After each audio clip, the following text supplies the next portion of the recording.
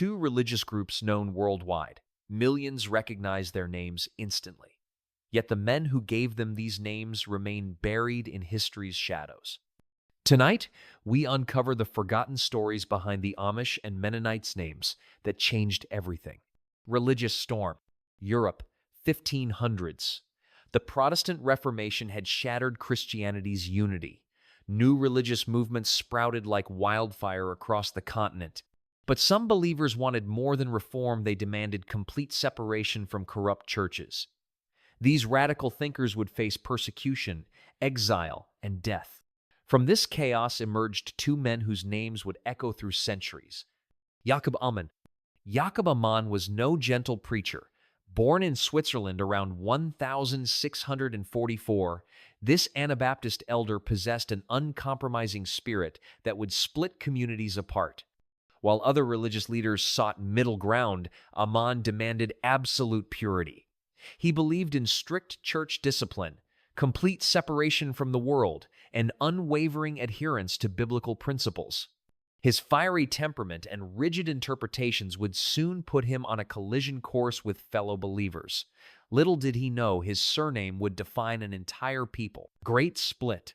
The year 1693 marked a turning point in Anabaptist history. Jakob Ammann had grown increasingly frustrated with what he saw as spiritual compromise among his fellow believers. The breaking point came over seemingly simple issues: how often to hold communion, whether to shun excommunicated members completely, and how strictly to interpret biblical commands about plain living. What started as theological discussions exploded into bitter confrontations. Ammann accused other Anabaptist leaders of being too lenient, too worldly. He demanded they submit to his stricter interpretations or face expulsion themselves. When they refused, Ammann and his followers formally separated from the main Anabaptist church.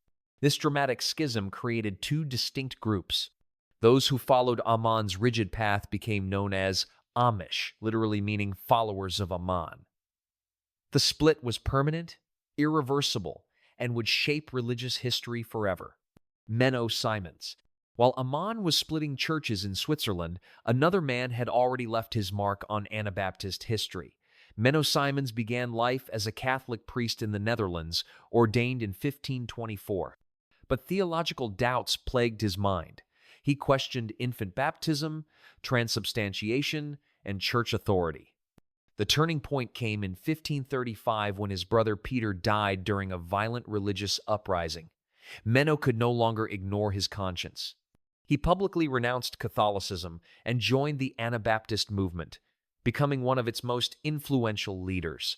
Unlike the fiery Ammann, Menno Simons advocated for peaceful resistance and gentle persuasion. He wrote extensively, traveled constantly, and worked tirelessly to organize scattered Anabaptist communities. His followers began calling themselves Mennists, or Mennonites, children of Menno. Menno faced constant persecution, living as a fugitive with a bounty on his head.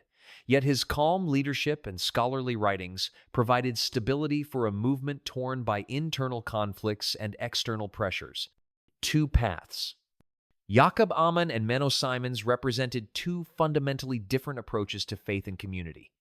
Though both emerged from the same Anabaptist roots, their contrasting personalities shaped distinct religious cultures that persist today. Ammann embodied strictness and separation. He believed Christians must live completely apart from worldly society, maintaining rigid standards of dress, behavior, and worship. His followers embraced simplicity as a divine commandment, rejecting modern conveniences and maintaining traditional ways of life. Ammann's vision demanded total commitment. Thou measures were spiritual betrayal. Menno Simons, by contrast, emphasized peace and gradual transformation.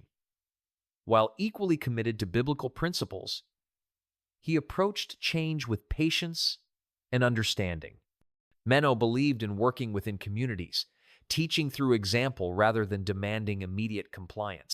His followers, while still maintaining separation from mainstream society, showed more flexibility in adapting to changing circumstances. These philosophical differences created lasting distinctions. Amish communities today reflect Ammann's uncompromising vision: horse-drawn buggies, plain clothing, and rejection of modern technology. Mennonite communities, following Menno's more adaptive approach, often engage more freely with contemporary society while maintaining their core beliefs. Both men died without knowing their names would identify millions of believers centuries later. Choosing sides. Why did people choose between these two paths? The decision wasn't merely theological, it was deeply personal, touching on family relationships, community belonging, and individual temperament. Families torn apart by the 1,693 split-faced impossible choices. Some appreciated Ammann's clear boundaries and strict guidelines, finding comfort in absolute certainty. His followers knew exactly what was expected, no gray areas, no confusion about right and wrong. For people living in uncertain times, such clarity provided psychological security. Others gravitated toward Menno Simons' gentler approach. They valued his emphasis on love, forgiveness, and patient teaching over harsh discipline. These believers wanted to maintain their faith while navigating complex relationships with non-Anabaptist neighbors and family members. Economic factors also influenced decisions. Ammann's strict separation often meant economic isolation, while Menno's approach allowed for more flexible business relationships. Geographic location mattered. Two communities in isolated rural areas could more easily maintain Amish-style separation, while those in trading centers needed Mennonite-style engagement. The choice reflected personality as much as theology. Rigid personalities aligned with Ammann's demands, while flexible individuals preferred Menno's adaptive strategies. Names identity. What began as survival labels gradually transformed into badges of honor. In their early years, being called Amish or Mennonite often meant persecution, imprisonment, or death. European authorities used these names to identify and hunt religious dissidents. But something remarkable happened as these communities endured. The names that once marked them for persecution became sources of pride and identity. Children grew up hearing stories of Jakob Ammann's uncompromising courage and Menno Simons' peaceful leadership. These weren't just historical figures, they were spiritual ancestors whose legacies shaped daily life. The transformation accelerated as communities developed their own cultures, traditions, and ways of life. Being Amish meant more than following Jakob Ammann's teaching. It meant belonging to a people with distinctive clothing, customs, and values. Similarly, Mennonite encompassed not just Menno Simons' theology, but an entire approach to faith, service, and community engagement. Names became inheritance, passed from generation to generation like precious family heirlooms. Parents taught children to honor their namesakes, to understand the sacrifices made for their beliefs. What started as religious identification evolved into ethnic and cultural identity. By the time these communities reached America, their names carried centuries of history, struggle, and triumph. They weren't just religious labels, they were declarations of who they were and what they stood for. Atlantic crossing. The journey to America marked a new chapter in the story of these names. Beginning in the early 1700s, both Amish and Mennonite families fled European persecution, carrying their distinctive identities across the Atlantic Ocean. Pennsylvania became their promised land. William Penn's guarantee of religious freedom attracted thousands of German-speaking Anabaptists seeking refuge from European oppression. They brought with them not just their belongings, but their names, languages, and ways of life. The ocean crossing tested everything Jakob Ammann and Menno Simons had built into their movements. Crowded ships, dangerous storms, and unfamiliar conditions challenged traditional practices. Yet somehow, these communities held together, their shared names providing anchor points in turbulent time. Upon arrival, American immigration officials struggled with foreign names and languages. Deutsch became Dutch, creating the enduring confusion about Pennsylvania Dutch people who weren't from the Netherlands. But the core identities remained intact. Amish families still called themselves Amish. Mennonite families maintained their Mennonite heritage. America offered something Europe never could: space to grow and develop their distinctive cultures without constant persecution.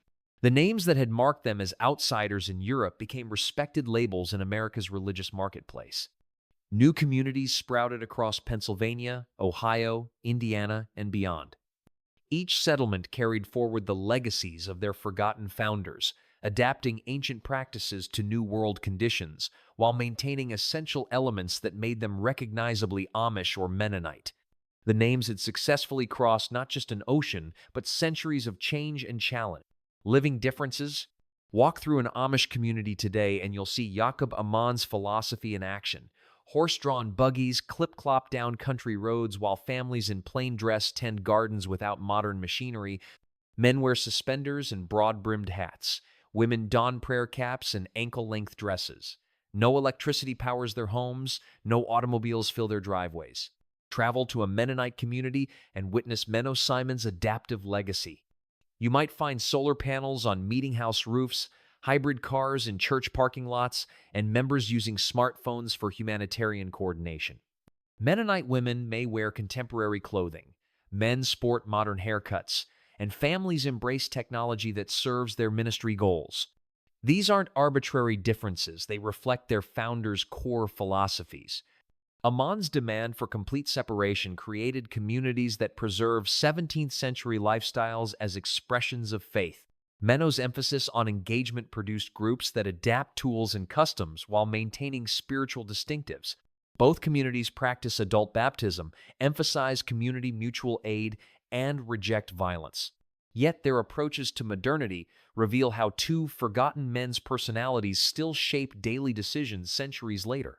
Hidden influence. Few Americans realize how deeply these two forgotten men influenced broader American culture. Jakob Ammann and Menno Simons left fingerprints on American values that extend far beyond their own religious communities. The Amish work ethic, rooted in Jakob Ammann's demands for diligence and simplicity, became part of America's agricultural backbone. Their farming innovations, furniture craftsmanship, and construction techniques influenced entire regions. Amish commitment to community mutual aid inspired American cooperative movements and barn-raising traditions that spread beyond religious boundaries. Menno Simons' emphasis on pacifism and social service shaped American approaches to conscientious objection and humanitarian aid.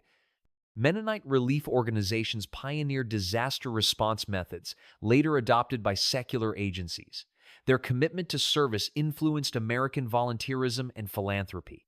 Both groups contributed to American religious diversity, demonstrating that minority faiths could thrive without threatening social stability. Their successful integration helped establish precedents for religious freedom that benefited countless other groups. Educational innovations from both communities influenced American pedagogy. Their approaches to character education, practical learning, and moral development found their way into mainstream American schools. Even their distinctive appearances affected American culture. Plain dress, simple living, and emphasis on authenticity over fashion created countercultural movements that periodically resurface in American society, from hippie communes to modern minimalism movements. Modern legacy? Today, the names Jakob Ammann and Menno Simons carry more weight than ever before.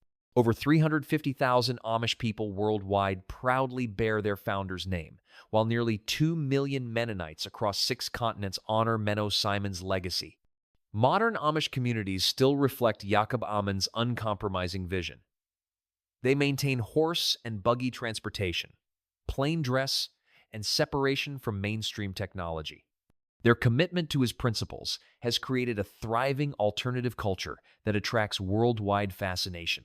Television shows, documentaries, and tourism industries have made Amish a globally recognized brand representing simplicity, craftsmanship, and traditional values.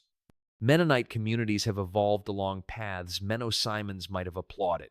They engage actively in international development, disaster relief, and peace building while maintaining their distinctive theological commitments. Mennonite Central Committee operates in dozens of countries, providing humanitarian aid that reflects Menno's emphasis on practical Christianity. Both communities face modern challenges their founders never imagined. Globalization, urbanization, and technological advancement test traditional boundaries. Yet these names continue providing identity anchors in rapidly changing times. Remarkably, these forgotten men's influence extends beyond their own followers. They're examples of principled leadership, community building, and peaceful resistance inspire contemporary movements for social change. Religious minorities worldwide study their strategies for maintaining distinctive identities while engaging broader societies. Academic institutions, historical societies, and museums now preserve and celebrate the legacies of Jakob Ammann and Menno Simons. The men once forgotten by history have become subjects of scholarly research and popular interest. Lasting power. What can we learn from two forgotten men whose names shaped millions of lives? The story of Jakob Ammann and Menno Simons offers timeless lessons about leadership, conviction, and the power of principled living. First, authentic leadership creates lasting impact. Neither man sought fame or recognition, they simply lived according to their deepest convictions. Their authenticity attracted followers who saw genuine commitment to stated beliefs. In our age of celebrity culture and manufactured personalities, their examples remind us that real influence comes from consistency between beliefs and actions.